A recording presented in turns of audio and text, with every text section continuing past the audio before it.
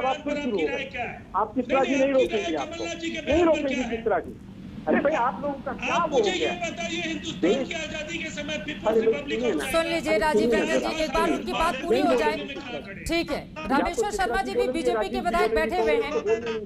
ठीक है सर, सुन लीजिए, एक बार सुन लीजिए आलोक शर्मा जी। गरीबी रेखा से नीचे देश के प्रधानमंत्री मोदी जी बनने के बाद 8 करोड़ लोग उल्टे गरीबी रेखा के नीचे चले गए। क्या इससे देश महान बन गया? -23.9% GDP ग्रोथ रेट हो गई, इससे महान बन गया?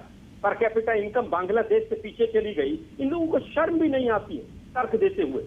और चित्रा जी आप कहते हैं हमारे ज्ञान का अभाव है। आप 2 बाइट चला दीजिए मोदी जी की जो देश के बारे में उन्होंने वक्तव्य दिए हैं, लेकिन आपकी हिम्मत नहीं है। आप इनसे पूछ लीजिए क्या बेरोजगार देश महान होता है क्या? आप इनसे पूछ सकते हैं कि जहां वैक्सीन सेंटर खुलने से पहले बंद हो जाए वो देश महान होता है क्या? इनसे पूछ लीजिए कि ऑक्सीजन की कमी की वजह से लार्जेस्ट प्रोड्यूसर हमने दिया था। 4 साल के अनाज के भंडार भर के दिए थे 2014 में इनको। लोगों को वैक्सीन नहीं लेने के लिए प्रेरित करने वाले 15 लाख की फौज, 15 लाख की बड़ी फौज हमने इनको दी थी। उससे महान बनता है देश। पाकिस्तान के 2 टुकड़े हमारी फौज ने किए थे, उससे महान बनता है देश। देश के प्रधानमंत्री के झूठ बोलने से महान बनता है। ठीक है, चलिए आपने आरोप लगाए हैं उस पर मैं बीजेपी के विधायक का जवाब ले लेती हूँ। ठीक है राजीव रंजन जी, रामेश्वर शर्मा जी जवाब दीजिए। वो कह रहे हैं वैक्सीनेशन सेंटर बंद हो जाएं, क्या इससे महान बनेगा देश? लोग बेरोजगार हो जाएं, क्या इससे महान बनेगा देश? जवाब दीजिए राजीव रंजन जी, 1 मिनट। रामेश्वर शर्मा जी। और राजीव रंजन जी ने काफी उनके सवालों के जवाब दिए हैं। मैं चित्रा जी आपके माध्यम से आलोक जी से ये प्रश्न करना चाहता हूँ कि आज पंडित जवाहरलाल नेहरू अगर जिंदा होते, आपको जवाब दीजिए ना सर, आपको प्रश्न करने के लिए बुलाया, जवाब देने के लिए बुलाया। जवाहरलाल नेहरू जी जिंदा होते, इंदिरा गांधी जी होते, तो क्या कमलनाथ के इस स्टेटमेंट का समर्थन करते? कमलनाथ का जो भारत बदनाम करने वाला स्टेटमेंट है, इसका इंदिरा जी समर्थन करती?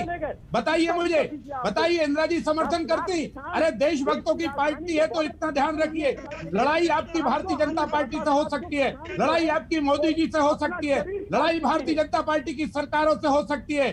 माफ करना आलोक शर्मा जी, कमलनाथ जी को बताइए, सोनिया गांधी जी को बताइए, राहुल गांधी जी को बताइए, झगड़ा अगर आपको है तो बीजेपी से 2-2 हाथ करिए, हिंदुस्तान को बदनाम मत करिए। शहीदों की चिताओं पर क्या जवाब दोगे? क्या जवाब दोगे पंडित जवाहरलाल नेहरू की समाधि पर जाकर? क्या जवाब दोगे इंदिरा गांधी की समाधि पर जाकर?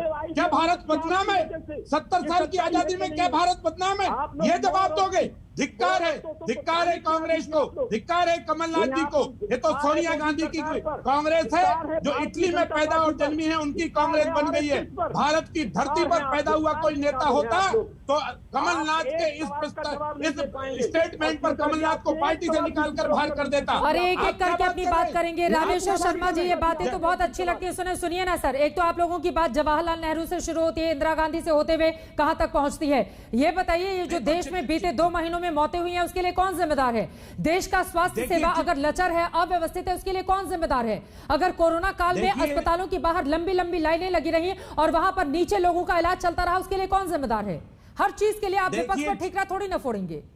देखिए विपक्ष में ठीकरा नहीं फोड़ रहा, लेकिन चित्रा जी एक प्रार्थना करना चाहते हैं कि आज अगर 15 अगस्त 1947 को भारत आजाद मानते हो, अगर भारत को कांग्रेस यही मानती है कि 15 अगस्त 1947 से ये भारत था, इसके पहले भारत नहीं था, जो 5000 साल या उसके पहले का जो भारत था उसको भी अगर कांग्रेस भारत नहीं मानती और 15 अगस्त 1947 को ही अगर वो भारत मानती है तब से लेकर आज दिनांक तक, तो भारत के वैज्ञानिकों ने जो वैक्सीन तैयार की उस वैक्सीन से इनका क्या विरोध था? क्यों विरोध किया इन्हें?